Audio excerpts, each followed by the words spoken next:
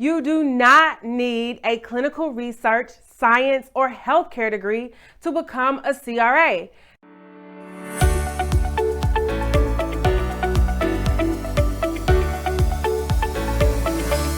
Okay, 5 myths about landing your first CRA job. Number 1, you need monitoring experience.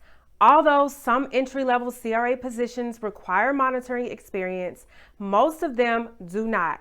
Even if it's listed as a requirement on the job description, this still may not be a requirement. There are some exceptions made based upon your experience and other skills and training that you may have.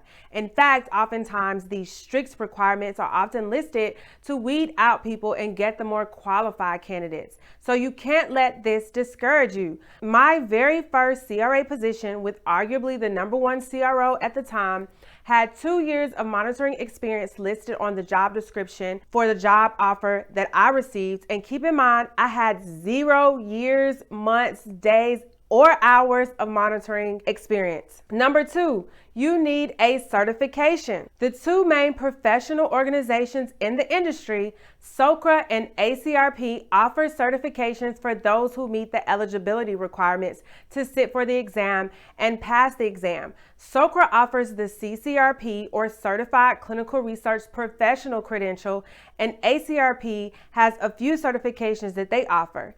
The ACRP CP credential for clinical research professionals, the CCRC credential for clinical research coordinators, and the CCRA for clinical research associates. They also offer a few others for PIs, med device, and PM subspecialties. Now, if you're eligible to sit for these exams and would like to obtain any of these credentials, it can certainly benefit you and help give you an advantage with landing your first CRA job. However, it does not guarantee that you will get an interview and or receive an offer, because most times these certifications are not listed as a requirement or even a preference on the job description for entry-level CRA positions.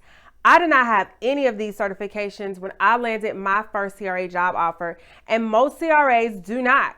If you do choose to obtain these certifications, I strongly recommend that you inquire about your company policies on paying for these exams, as I was able to receive full reimbursement from my company when I finally did sit for the CCRP and CCRA exams after I became a CRA. Number 3, you need an advanced degree. This too is another common misconception.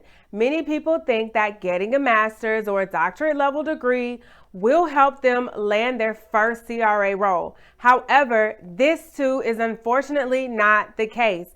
I did have a master's in pharmacology when I landed my first CRA role, but the fact of the matter is that most CRAs do not have an advanced degree. Now, I can say that the direction of the industry does seem to be moving toward the direction of seeking out individuals or paying more attention to those that have at least a master's level degree. So if you're truly interested in getting an advanced degree, by all means, please do so.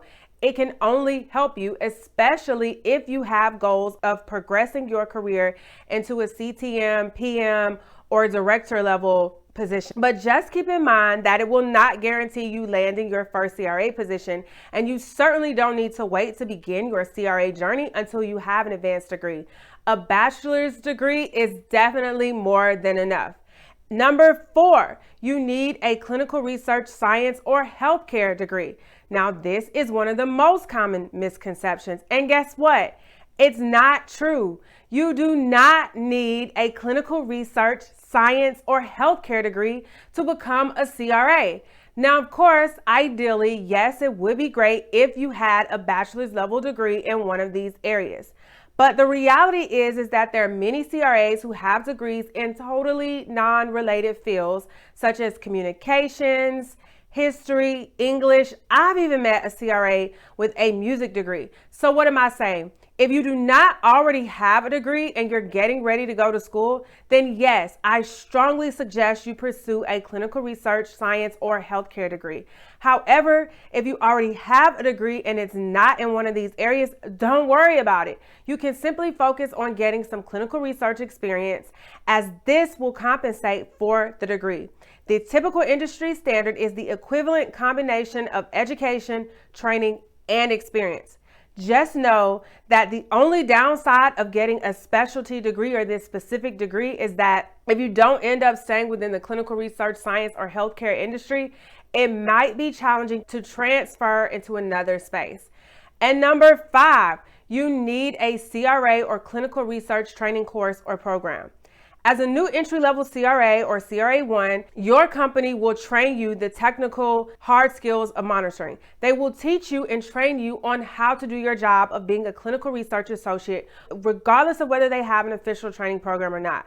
The expectations of new monitors or professionals with little to no monitoring experience is that they will need to be trained on how to do the job.